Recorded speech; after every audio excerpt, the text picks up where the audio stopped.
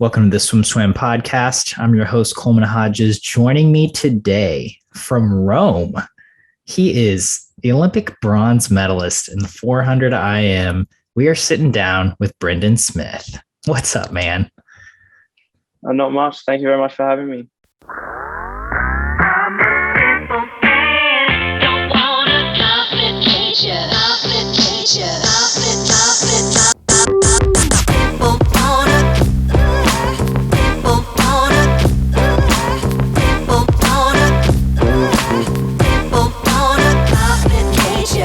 It's always great talking to you. I have to ask this first. You've been away from home since late May, and you're in Italy now and prepping for ISL. So you're gonna have been home for, or have not been home for 4 or 5 months. Yeah, that's pretty. That's and a few months to go. Yeah. So take me through this journey of when you left in late May. Where were you going? So basically, Melbourne was going into another lockdown, and we didn't know, because it was, I think, 2 and a bit weeks before trials. We didn't know if we'd be able to get into Adelaide for trials. So we had to fly up to the Gold Coast and spend our last little trials prep there, which honestly for me was a bit of a blessing, because we were traveling in and out of the city, commuting hours every day just to get to the pool that we were training at. So we cut back heaps on, which helped us to recover a lot faster. So I think it really helped me to get to where I wanted to go. So yeah, we did that and then went to trials. And then obviously after trials, I couldn't go home because Melbourne was still in lockdown. So I went up to Townsville and I was supposed to spend 2 weeks in Townsville, but we actually got caught up with another lockdown that was happening in Townsville and had to make a flee again to Cairns. And then we were in that bubble with the rest of the team in Cairns for a bit, maybe 2 weeks again, I think. And then, yeah, obviously flew to Tokyo, and yeah, that was that. That's a hectic few months, man. Or that's not even a few months. That's like 2 months. Yeah. Wow. So, congrats on trials. Obviously we haven't even gotten. We'll get to the Olympics, but I talked to you last time, and I think you were at ISL in the Budapest bubble. Yeah. You were one of 2 Australians who went. The other being Emily Seabaum, who I just caught up with yesterday. And you were, I think after our conversation, you proceeded to wreck it and just kind of have a breakout season and get on some people's radars. And then from there, it seems like you just started crushing it. Heading into trials, how much of a confidence boost was that ISL Budapest bubble? Huge. I mean, to be able to race the kind of people that I did get to share the pool with and to race at ISL is something you just can't replicate. And especially now that, competitions internationally are so hard to come by, for me to be able to do that is huge. And that's honestly the biggest thing that I'm looking forward to this year, is to be able to race all those guys that I was lucky enough to be in the Olympic final with in Tokyo, moving forward, because obviously I am new to that senior international picture sort of thing. So, I haven't raced a lot of those guys a whole heap. I know I was probably most comfortable with being next to Lewis Clareburt, because we were on breakers and I know him so well. So I think that was also a huge blessing. Yeah. So going into the trials, Was it 4 a.m. on day one, day two? Day one, yeah. So it was the second event. I think women's 100 fly was first up at the Australian trials. Okay. And Yeah, then then it was 200 iron. so you were the first men's event. How did you feel about that heading in, knowing you had a really good shot at getting it right out of the gate? Yeah, I think it's completely different to the Worlds program where it's last. So um, you don't have any other events before it, which is good because it means you're fresh. Um, but at the same time, you always want to have a swim before like the big one just to blow the cobwebs out. But it was good because you can do that in the heat. And to do a heat swim at trials is, uh, it's not as hard of a field as what it is to get into an Olympic final. Like you can obviously not be going max and still be strong, feel good, and hopefully make it through to the final. Yeah. Yeah. So you obviously do that in the final. Did you go 410 low, 411 low? Yeah, I think I was 410.04, I believe. Okay. I hope that's right. I think it was 410.04. You went quick. Did that time was that like a goal time? Were you expecting to go something like that? And this was that a surprise to you? Were you like, whoa, I knew I was gonna go fast. I didn't know I was gonna go that fast. What was your reaction to seeing that time? I think based on the sessions I'd done or like the training, I guess, I think my coach Wayne Laws he was not expecting, but I think he thought that it was something that I could do. But I must say, when I was racing, I didn't think I was going that fast, and I was really panicking in that last 100 because I thought I was going to miss the qualifying time. Yeah, so yeah, I was surprised when I turned around and saw that time. Yeah. Why didn't you think you were going that fast? I think, to be honest with you, I saw Sebom Lee next to me, and I know he's had a heap of shoulder problems, so I didn't know what time he'd be at.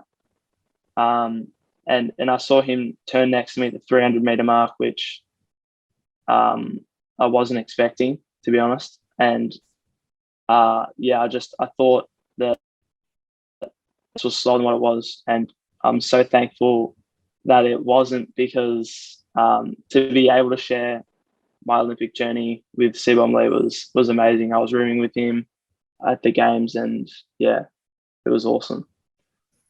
That is really cool. Yeah, that's a nice thing to turn around and I'm sure see a much faster time than you'd expected. Did that make it that much easier, that much sweeter, give you that much more confidence heading into that 200 IM where you eventually got second to Mitch Larkin? Yeah, I think that obviously after that first event, I felt a lot lighter than what I did going into it, because it didn't really matter. Although it did matter, it wasn't as crucial my other events now. Like I could swim them with, I don't know, less weight on my shoulders. Like I could be more aggressive with how I do it. I just not as afraid to mess it up, if that makes sense. Yeah. So yeah, I think in the 200 freestyle was my next event. I was probably hoping for a bit faster in that, but I went PB, so can't really argue that. But then going to the 200 IM, I knew I usually don't have a huge change of pace. I'm usually more inclined to that 400 sort of pace. So yeah, for me to get my speed up a little bit more than usual was fun. I'm coming to like the 200 IM a lot more. Yeah. Yeah. What just you feel like? I mean, two completely different races, and like you said, two completely different speeds. I'm guessing it might be a little nicer having it on the back end of the meet and starting with the 400 IM.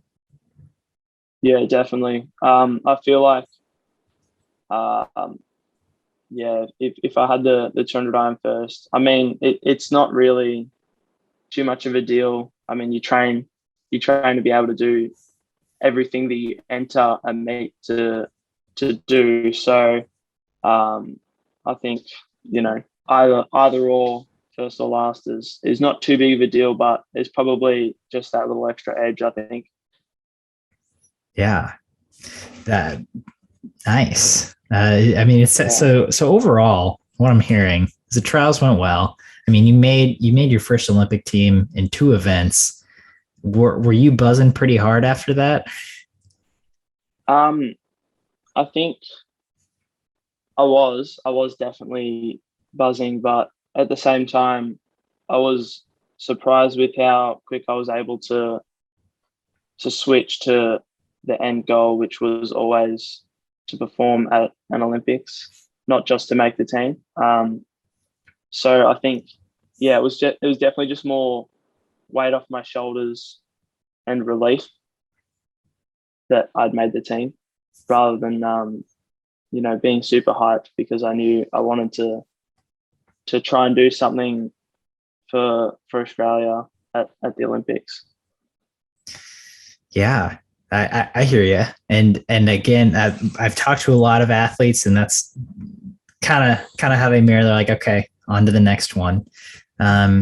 So heading into training camp, did it affect you not being able to have your family or friends there to see you make your first Olympic team, to be there to support you? I mean, I'm guessing you were still able to talk to them, but not having them there, did you notice that? Yeah, I mean, it is hard, and it doesn't get any easier. It's just one of those things, but it makes it a lot easier, if you surround yourself with people you're really comfortable with, and people really well, and they definitely help a lot. Yeah. Who are those people for you specifically? I think a big one for me would be Matt Temple, because he obviously trains with me in and out. I've known him for years. Sebum Lee, someone I went on junior pan packs with, and I've known him for a very long time. Thomas Neal, he was on junior pan packs as well. Matt Horton, I've been doing a lot more. I've had a lot more to do with him in the past year, because we've been training, at the same pool at the same time for the past year. So, to be on the same team as him is really awesome. And I mean, to be honest, everyone on the team has been so welcoming and inviting. Yeah, I didn't really expect it to be as good as what it was. So that's a good topic change. Once you get to training camp, once Team Australia finally comes together, from what I've heard from other athletes, it seemed like a pretty special camp. Obviously, this was your first Olympics, but what were your takeaways, or what were your initial reactions, rather, to just being a part of that camp and seeing the team form and come together in Cairns? It's very much their own thing that they were doing. We were all in our little sub groups, like our little team. So I had Wayne, myself, it was Matt Temple and Sebum Lee. We were one group. I think there were, I don't know how many groups there were, but each coach had their athletes, and you sort of did all of your sessions with them, and occasionally different coaches would put their groups together. But outside the pool, it was definitely much more of a team thing with everyone coming together. We all ate together at the same time. We had meetings, and would watch videos, inspirational stuff, presentations, all those things. It was awesome. Was there one was there one piece of inspiration that stood out to you over the course of training camp? Definitely the gold cap presentation. When everyone gets presented with their cap at each team, and obviously getting my swimmer pin, which I got straight after trials. I was presented with that. But then to get the gold cap is, something you dream about for a very long time, and you're not really sure if it will ever happen. But, I was lucky enough to have that happen to me. And gold cap, like literally like the gold swim cap that you will race in. Yeah, that's it. The exact cap that I raced both of my races in, or all of my races in at the Olympics, was the cap that I was presented with. That's cool. That's a really cool tradition. I didn't realize that was a ceremony. Yeah, it's pretty special. That sounds cool and very very representative of making that level of prestige. So you get to Tokyo. Did that live up to your expectations in terms of just being at an Olympic Games, being in a village? Was there anything that stood out to you there or surprised you once you just got there, got into your accommodations, got into your routine of going to the pool, going to eat, et cetera, et cetera? First of all, I did not realize how many countries were there. Like, I saw the flag and I was like, there's so many countries. Like, you wouldn't see this many people from all around the world at any other event in the world, let alone sporting event. Just, you don't really see that. And all the buildings are just so many apartment buildings everywhere. The dining hall was huge. That definitely took me by surprise. It's just so different to any other meet I've ever been to. It's really crazy. Did the busing and the walking take some getting used to? Yeah, for me, I'm not really, legs are probably my weak point. So any walking I did was just time I was bleeding out of what I could swim. So I was really, really cautious, especially like 3 days before the 400 IM. I would literally, so I'd train in the morning. I'd walk to the bus. I'd have my food in my room, and I'd go to the pool. So walk straight to the bus, and then train, and then come back to the village, and then go straight to the dining hall because it was right next to where you entered, and then go back into my room and not come out till I had to train again. Just stay on level 6, which is where the level I was on in the Australian building. I wouldn't leave that, and just like bare bones for the amount of walking I was doing. Yeah. Trying to save those legs. Well, and especially because you're day one, kind of out of the gate, first race. So once you got to Tokyo, how many days did you have before you raced? To be honest with you, it's a bit of a blur. Like, it felt like I was only there for 4 or 5 days, but obviously wasn't, because the meet was like 8 days or whatever. Yeah. But I think it was a week. Okay. Surely it wasn't more than a week. I don't think it was. Gotcha.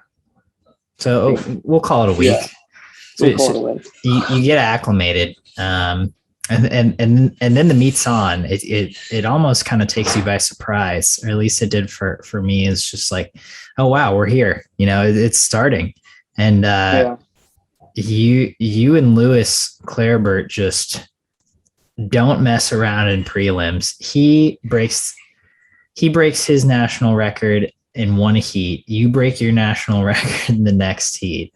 You both throw down 409s. You're the top two seeds. 409.27, new Oceania record for you. Your top seed heading into finals. How are you feeling about that? To be honest with you, I saw the heat before me, and I was like, that's red hot. Like I knew I had to be a 410 at least. I thought, to be honest with you, I thought a 411.5 would even make it, and I was like, to be honest, like when does that ever happen? What was it? 410.2. Yeah. For Diaceto went 410.5 and was ninth. Yeah. Eighth was like 410.2. Mm-hmm. I was 409.27. Yep. 0.9. 7.9 between first and eighth. Yep. That's insane. Like I knew I wanted to be top 2. I didn't really want to get third in that race. But I didn't really think 100 to go. I didn't think anyone would catch Dyer. 100 to go, but then 50 to go. I thought I could win the heat, and when else do you go and have the opportunity to go into a final lane 4? I didn't know if we were passing the other heat, but I thought, well, at least if I win this heat, I've done something. If all else fails, if I blow up in the final, oh well, at least I had something. I had some memories to take away from the game. So, and I'm really happy that I did, because anything can happen in a final, and I wanted to put myself right in the action, and I think I did. So, I got to experience that, and it's something I remember. Yeah, it was very nerve-wracking though. Yeah, I think everyone should approach prelims like that. Well, yeah. if finals go bad, at least I'll do something here. Well, I wasn't afraid that I wasn't going to back up, because obviously you train for that, but yeah, 409.2 is pretty quick time. It's pretty quick, man. my PB going into trials was 4:14.9, so so 409 in a heat is that's not what I'm used to. Just so our audience is clear on the math, that's over 5.5 seconds Brendon Smith has dropped in his 400 IM in the last month. All right, well, 2 months. Last 2 months. 2 months, yeah. That is pretty awesome. Yeah, I seem to always be doing it in big chunks, because I dropped. Yeah, I think it was in 2018.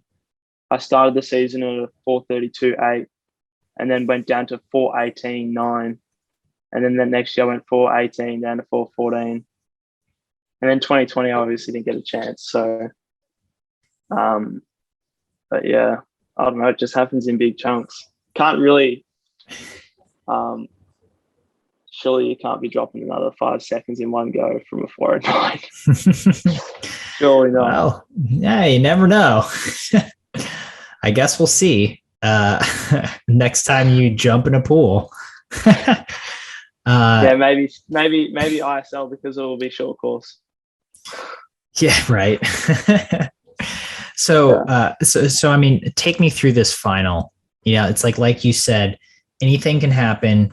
You're smack dab in the middle of the action in lane 4. Obviously, it's nerve wracking to be top seed. It like in the first Olympic final of these games, in your first Olympic final of your career. Take me through the race. Yeah, so I think I'd like to think I wasn't super nervous, but I was. Like, you can't really not be, because I've put in so much to have gotten to that point. You just want to do everyone that's helped you along the way. You want to do them proud. So I think, I dive in, and I thought we were going faster than what we were. Different to trials. Right. I thought the pace was faster than what it was. I probably would have liked to have been out in under 2 minutes. I was out in a 1:58 in the heat, and I was out 2:00 point something. I think I was. I'm not 100%, but yeah. Then the breaststroke, it didn't really feel good in the heat, and it felt worse in the final. I was stinging a bit in the breaststroke, and I'm not sure why, because I was still able to come home faster. But yeah, I was going in after the backstroke. I think I was third or second. I think top 3 were pretty close. Lewis was out in front by a bit, but then I was close to Chase, which is not where you want to be No. when he's such a good breaststroker. So I think that's definitely something that hurt me in my chances of getting a higher placing. But I mean, at the end of the day, everyone in that final, if they had have gone their heat time, they would have come away with no less than a silver medal. So, everyone was going max, except for I think Chase Kalisz dropped time. I think he might have been the only one. But yeah, I think looking back, I've seen just the last 100 of my race. I haven't been able to see any more than that until I get home and I'm able to actually watch it. But honestly, I don't know how I came away with the medal, because I was so far back. But I knew if I didn't give everything into that race, that it would haunt me for the rest of my life. So, you got to just throw everything at it. And regardless of where I came, if I've given it everything, that's all you can ask for. Yeah. So you mentioned this. There's a few really interesting things going on in this 400 IM final. One is that everyone added from their prelims time except for Chase, who dropped a whopping 0.2, 0.23. The second is that it took 4:10.20 to make the final. And in the final, fastest ever. Yes, I think in 2016, I think it was like 3 to 5 seconds slower. I mean, it was pretty major. It's usually slower at World Championships again. Yeah. And so then in the final, 4:10.20, which was 8th in prelims, would have gotten silver, as you said. And that's pretty astounding. It seems like everyone was just either playing it conservative because they wanted to be able to come home, or that prelim swim really took a toll on them. Or maybe it was that it's night prelims and morning finals. What's your take on that? The strangeness of these times. Right. So I think that without Daya Seto in the final, he is always someone that is pushing the pace in the first 200. He's very, very much a front half swimmer.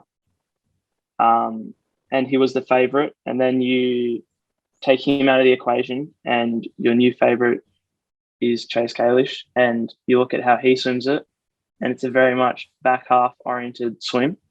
So I think, unfortunately, if you're not a super seasoned swimmer, or you haven't been, in the sport doing world championships and Olympic finals for years, you tend to fall back on how the favorite swims it.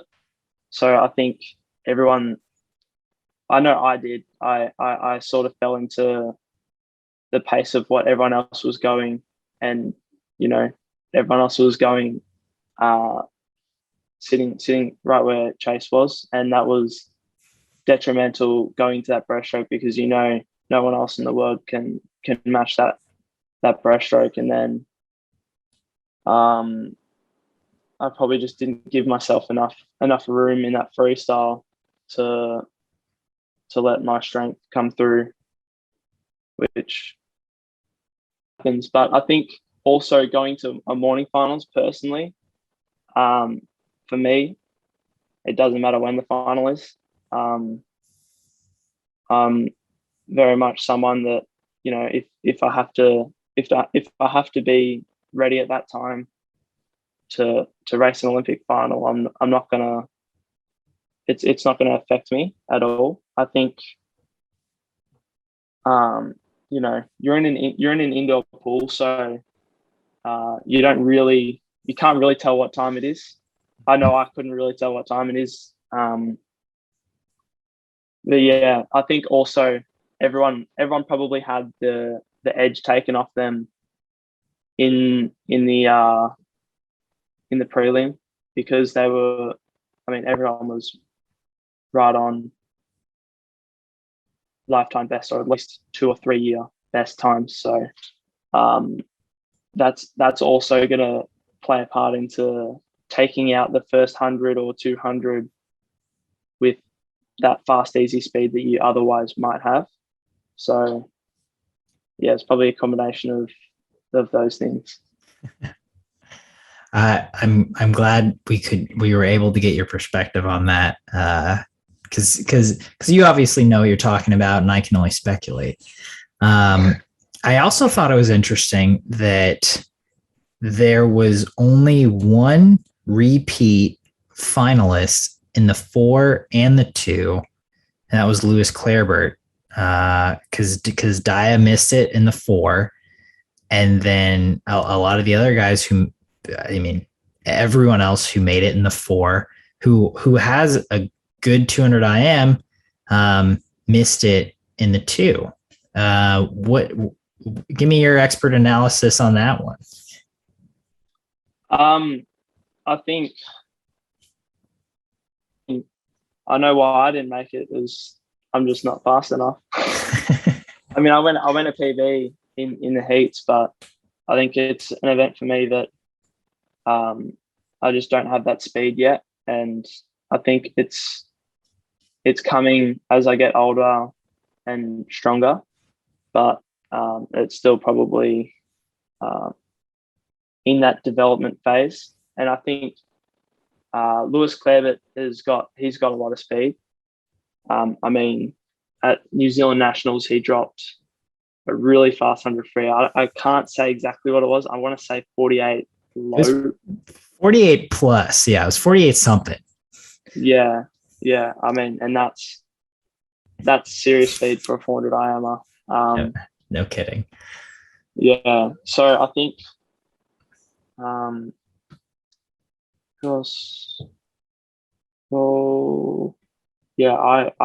didn't make it. Leon Markand.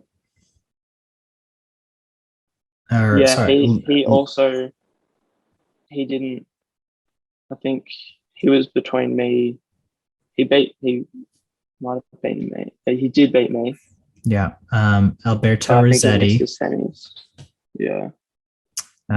Max Litchfield, David Verashto. And then, well, Jay didn't swim it, and then Chase as well. Yep. Yeah. I think, I don't know, maybe people are trying to specialize on that 400 only, and sort of 200 IM's an afterthought. And same as the 200 IM, maybe people are just trying to really, really hone in on that one event, and it's hurting their other event. I'm not too sure, to be honest with you. I'm still learning a lot about the 200 IM. I'm a newbie at it. Totally understood. I wanted to see if you had any thoughts on that, because I thought that was pretty interesting too, especially because at least half of the finalists in the 400 IM, over half, swam the 200 IM as well. So yeah. I was just curious on your thoughts. Yeah. So I mean, you winning an Olympic medal, you get your bronze. Can you tell me the emotions that follow that, just that day, because you win it in the morning since it's finals? Yeah. How do you process that the day of? Yeah, to be honest with you, I was just really happy to be there and to come away with a medal. At my first senior international meet, wearing that gold cap is, insane. And yeah, I think the whole day was really a blur. I don't really remember a whole heap.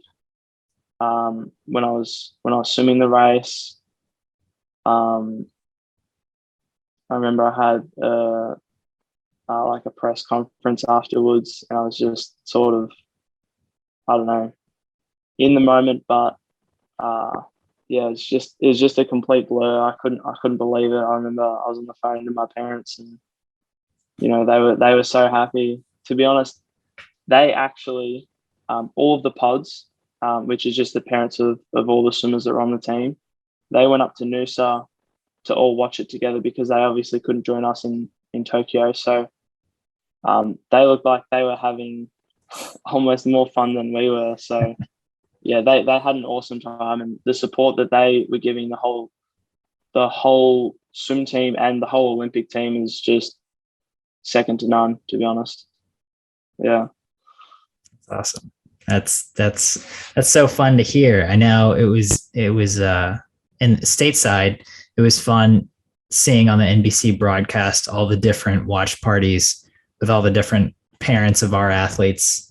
So I'm sure it was cool to see similar thing from your perspective as well. Yeah. So then going through the rest of the meet, you obviously had the 200 IM prelims, but how did you move through the rest of the meet? Were you on a pretty big high? Was it cool just being a spectator for a bit? Tell me about the rest of the week for you. Yeah, so I wanted to obviously have a good 200 IM. I really wanted to make the semi-final, and I knew I needed to drop a lot of time to do that. And I still went a PB, but obviously wasn't enough. So yeah, I swim the 400 IM, and obviously that took a lot out of me. I've never done, those two times that close together before. So it took a lot out of me. So to come back, I think it was a couple of days, and I was still hurting. I remember even, I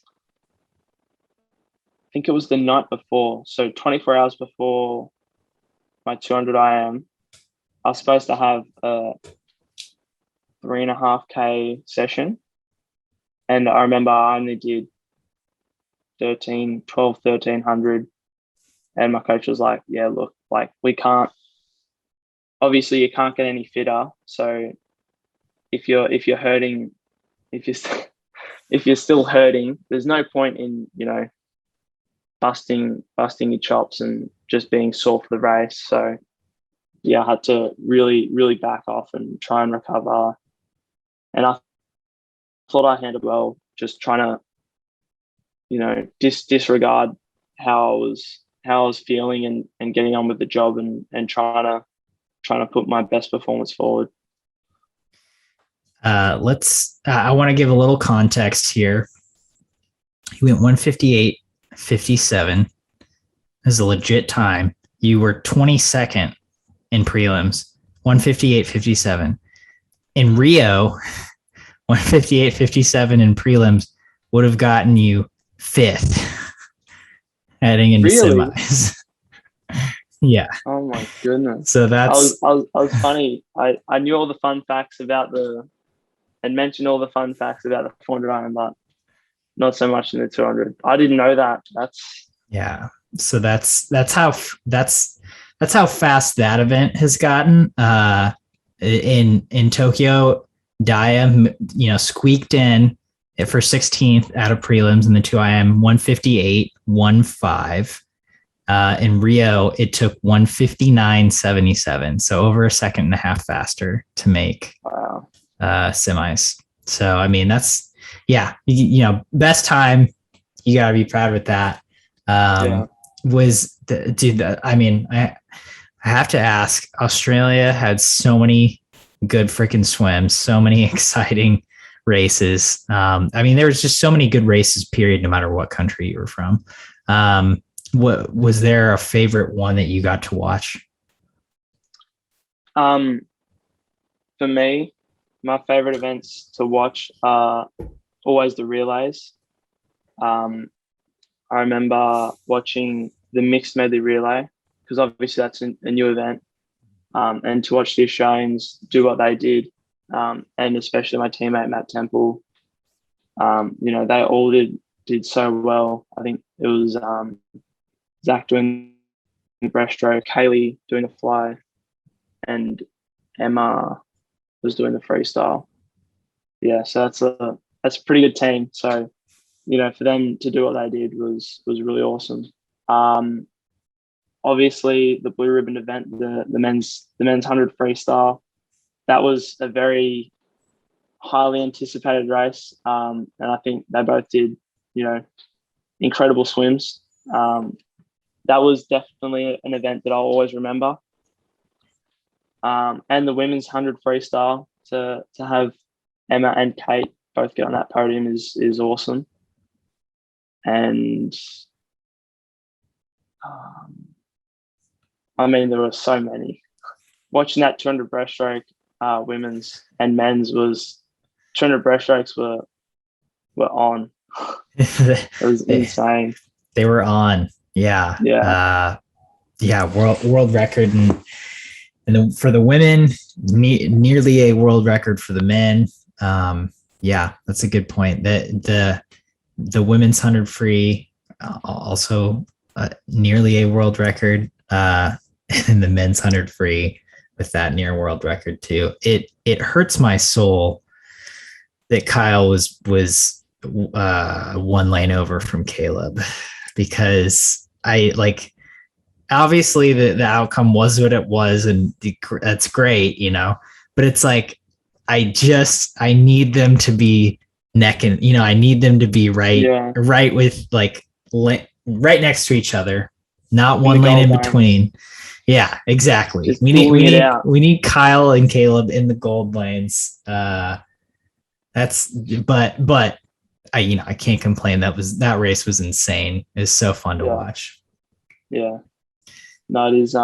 It's always a good race to watch. Yeah. Whenever you have two big names in the sport going at it, it's going to be good. Well, and I think that was one of the best parts about this, was that from our perspective, and I'm assuming from your perspective too, is like we had Reagan versus Kaylee. We had Katie versus Ariane. We had Caleb versus Kyle. There was just so many of these titanic battles that just made it so much more entertaining to watch as a fan from either country, I assume, because it's just like, all right, next one up. Yeah, exactly. Which one was your favorite? There you go. I'm interviewing you now. Yeah. I mean, I think on the men's side, I think the 100 free delivered fully. That I think that was my favorite. On the women's side, I think the 400 free. Yeah. That was such a. I mean, you couldn't plan a better race, right? Yeah. That was just, yeah, it was crazy. And then on the for the relays, the women's 800 free relay was such a wild ride that Wasn't it? yeah, that I mean Yeah. that was a good one. But but I'm asking the questions here, dude. uh, Yeah. so to wrap things up, you get out of Tokyo and you and a small group go directly to Rome to avoid quarantining and to prep for ISL. So what have you guys been doing? Just eating pasta and living the dream? I haven't even had. Oh no, I haven't really had any pasta. I've just been eating pizza, to be honest with you. But yeah, so we flew into Rome, obviously the same day that the Australians flew into Darwin. So we got here, spent one night here in Ostia, which is where I am now, and then we had four nights in Rome, like actually right in the heart of Rome, just looking around, seeing everything that the Romans had created, and I'm so happy that I've been able to do that because I've never been here before. I went to Naples and we did fly into Rome, but we were straight on the bus, so I never got to see um, all the great sights that this place has to offer. So yeah, I think maybe going back again because it's only 30 minutes in the car, so I might be going back there just to see a couple more things, but won't be staying there, I don't think, again. So we're back here in Ostia. I've been training since Monday, so I had like a week off, but yeah, taking things really slow, not really, not punishing myself too much yet. Nice. And how did you guys? There's 5 of you, is that right? Yep, 5 of us. How did? When was this decision made, and how did the 5 of you agree? Okay, like we're gonna do this. Let's go. Well, originally there were more, and there still are. There still is a lot of Australians that are still going to do ISL, but one by one they just thought that they would, rather be home with family, which I completely get and understand. So they're going to go back, see friends and family. I don't think they have very long, but maybe some of them. I'm not sure when they're coming over. That I think there are a few that are going to do starting on the 6th of August, I think it is. So they're going to do the regular season, which I'm very looking forward to seeing them again because I haven't seen them for a while. But yeah, the 5 of us just thought,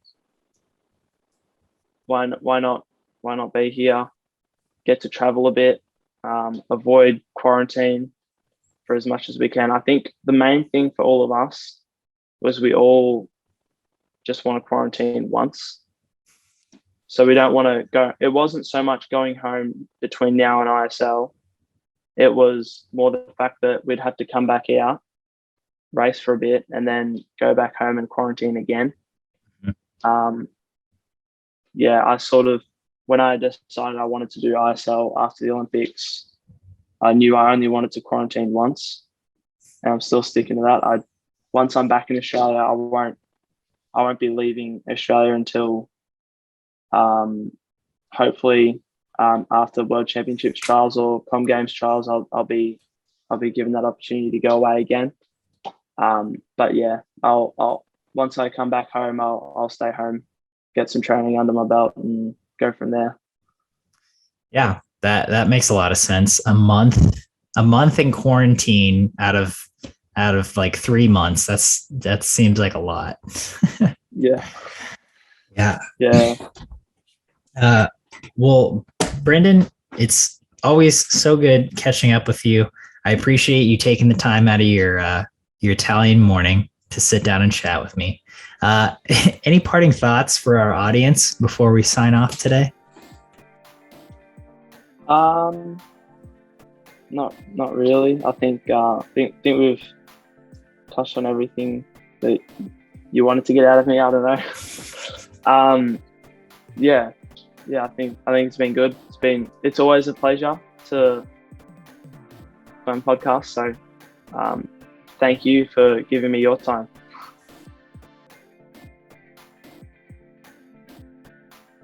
You've been listening to the SwimSwam podcast. Stay tuned for new episodes every week. You can take SwimSwam podcast on the go by subscribing on your favorite podcast platform. Look for links in the description below, and be sure to subscribe to our YouTube channel for more videos as well.